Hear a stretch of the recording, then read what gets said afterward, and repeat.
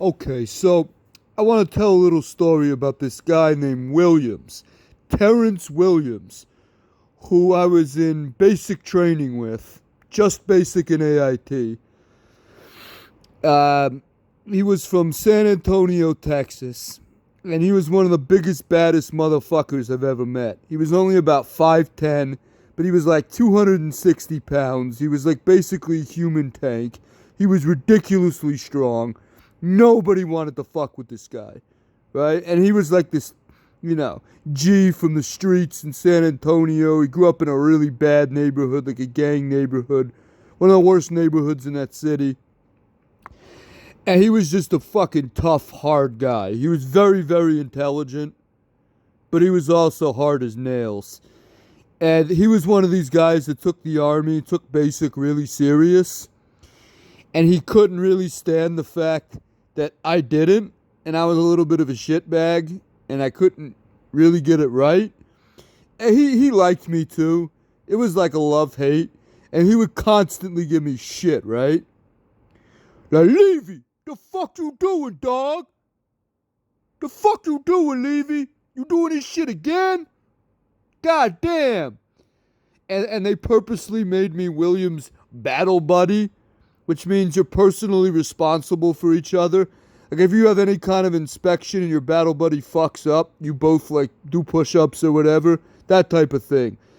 And since I was always doing dumb shit, again, it really pissed him off. Like for some reason, I couldn't do a hospital corner to save my life. Those little corners you have to do on the corner of a bed, and you like fold it and tuck it in.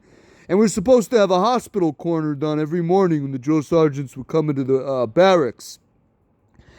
And I just couldn't do it. And he had to do it for me every morning because they would yell at him if it wasn't done. And finally, after a month, he goes, Levy, you still can't do a fucking hospital corner, dog? This shit is simple, nigga. I can't do it. Yeah, I guess I'm your bitch, huh? And he gets down and does it for me one more time. And he could be a little bit of a bully, too. Like, this was a guy who, we had some tough fucking guys in our platoon. We had some guys you would never want to fuck with. And they were afraid of Williams. Like, Williams would literally try to start fights with people just for sport. I guess this is what they do in the hood. And he would literally get up, stand in the middle of our bay, and go, yeah, I dare someone to fight me, yo. I haven't been in a fucking fight in months. Come on, somebody fucking fight me, yo. And like, nobody would do it. Everyone would just stand there fucking staring at him like, no, I don't want to die tonight. This guy was so fucking strong that we had this guy named Matthews in AIT. He looked like a clone, an exact twin of Malcolm X, right down to the black glasses. And Matthews was the only one not afraid of Williams because I guess he was like a psychopath or something. He just didn't care about anything, wasn't afraid to die. And he would say shit to Williams on purpose to antagonize him. That's how much Matthews didn't give a fuck. He was a shitbag that I don't think he made it past AIT. He got chaptered in a couple of months. But he would say shit just to piss off Williams. I mean, things that would make another black man want to punch you in the face. Williams was half white, and he'd say shit about Williams' mother getting raped by a black man and all this shit. And one time, Williams went tearing after this guy, and he was so strong that there was like 30 people, half the platoon, literally trying to stop him and hold him back. And there were people hanging onto his arms, his legs, draped around his neck, in front of him, trying to push him back, and he's still moving, right? So, obviously, I didn't have a chance, and he'd fuck with me all the time, like I said. Like this one time in AIT, you know, this is when they give you privileges, like going out to a mall for a few hours and coming back. So I went and bought a basketball, and I start bouncing it downstairs in the laundry room. And I get back upstairs, and William goes, Levy, what the fuck you doing with that basketball, dog? I was bouncing into the laundry room. The fuck you doing that for? You gonna get us in trouble. Of course I wasn't. but he just wanted to be an asshole in that moment. Like, give me that shit! And he just takes the ball away from me. And of course I ain't gonna do shit. So all I could say was, no, give it back. Come on, don't take my ball. Like, yeah, you want your ball back, dog? Why don't you come and fucking get it from me? No. I guess not. I guess it's not gonna happen. So he goes, yeah, you gonna see this shit in 2 months when we graduate, nigga. And he went and put it in what's called the AWOL locker, which is cell phones, laptops, anything that's considered contraband you're not supposed to have. They lock it in there and you get it when you're all done. And I didn't see that ball till we graduated. Nope. And I remember this one time we had this guy named Rodriguez. This, like, was he Puerto Rican or Mexican? I don't know, whatever. And Rodriguez was a fucking another piece of shit who got kicked out of the army a few months after basic. I think he went to his unit at Fort Hood and he stole a car or some shit. And, you know, Rodriguez talked a lot of shit like he was, you know, some gangster from the streets, even though we found out both of his parents were sergeant majors in the army. I don't think he'd ever been to the hood. And Williams got so sick of his shit one night, he starts, like, pushing him around and, like, talking all this shit. And he goes, like, yeah, Rodriguez. Yeah, you a OG, huh? Yeah, you a OG, nigga. Original girl. And we're all standing there like, oh, shit. And Rodriguez weighs like 135 pounds. He's not going to do a damn thing. All he can do is stand there like a retard and take it. Like, yeah, I know. You know where your wife is, Rodriguez? Yeah, she back in Palm Springs right now, nigga. Fucking her gynecologist.